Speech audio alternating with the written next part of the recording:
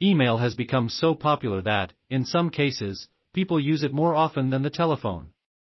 Because the written word can so easily be misunderstood, understanding proper email etiquette is essential in the business environment. Unfortunately, many people don't understand how to use email to their advantage, and the benefits it can confer to a business often are missed.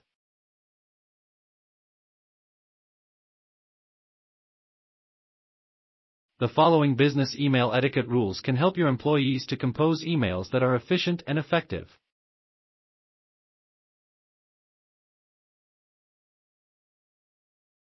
Send only clear and concise emails. The first rule of good email etiquette is to avoid long-winded emails that contain extraneous information and irrelevant facts.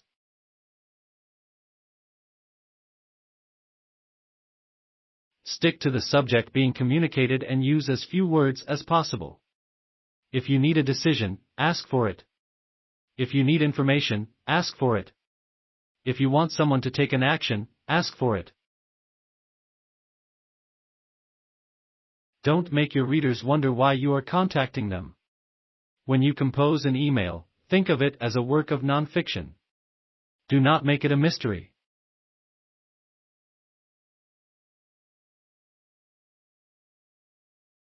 Always use a meaningful subject line. Never leave the subject line of an email blank. A blank subject line may get your email flagged as spam, and it will never reach its destination. Emails with blank subject lines also often go overlooked, particularly if the intended recipient typically receives many emails on any given day. Always use a subject line that adequately reflects the contents of your email. It will help your recipients sort through their emails more efficiently and will encourage a quicker response to your email.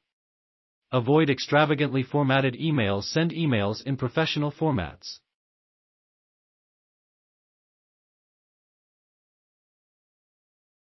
Avoid multicolored fonts and pictures for backgrounds. Those accoutrements may distract the reader or make the message difficult to read. Any background images you add may bloat the file size of your email. That may force recipients with slow connections to wait an agonizingly long time for your message to download. New York background images you add may bloat the file size of your email. That may force recipients with slow connections to wait an agonizingly long time for your message to download. If your company insists that you use particular email stationery to project a consistent look and feel, take advantage of it. The company logo and the signature line can project a professional image onto your emails. Send timely replies. Don't make people wait for timely replies to their email. Respond promptly with a clear, concise message. If you need more time to research an answer or gather more information, tell your email sender when they can expect a reply. Use out-of-office reply tools. If you are going to be away from the office and unable to read your email, use the email system's out-of-office tool to automatically respond to anyone who tries to contact you. Make sure your auto-reply lets senders know when they can expect to receive a response.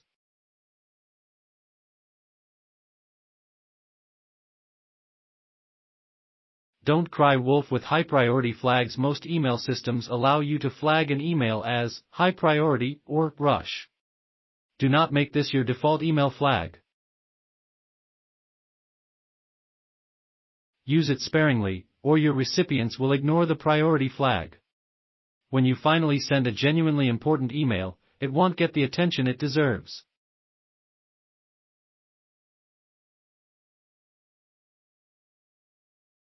Consider whether reply all is necessary. Don't instinctively click the reply all button for every email that has multiple senders or recipients.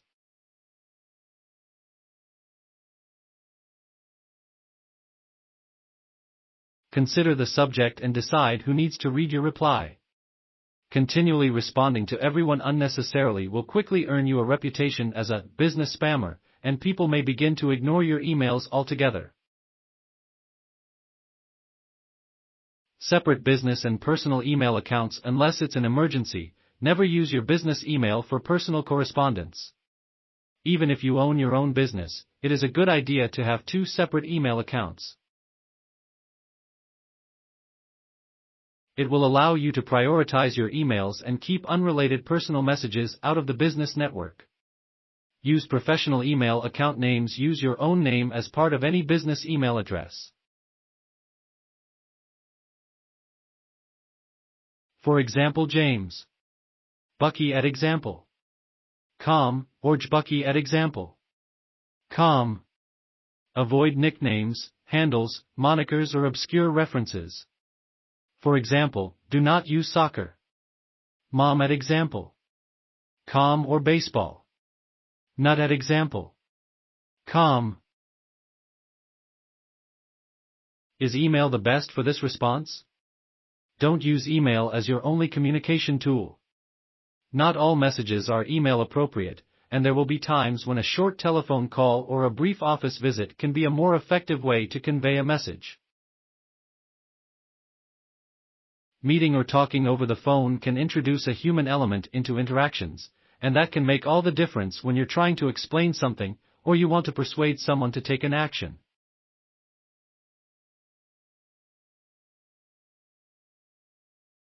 Be sensitive and accessible. Never use email to terminate a relationship or contract.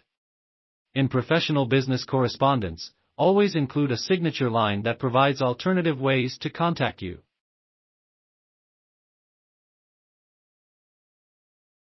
For example, you might include your office, fax, and mobile phone numbers, and your office mailing address. Avoid emailing massive attachments. You never know how or where your recipient will be accessing their email. Mobile devices may start downloading the file before asking the user to confirm the download. It could take a long time and consume bandwidth that the recipient must pay for. Keep the combined size of attachments under 50 megabytes. If you must send a large file, contact the recipients first and ask how they would like to receive the file. You also use a file transfer service to send the file. Think before you send that email. Finally, take a moment and consider what you have written before you press the send button. Is it something that should not be sent in an email? Is it of a personal nature and not appropriate to use the company's email system? Did you write the email while angry and included passages you may well regret later?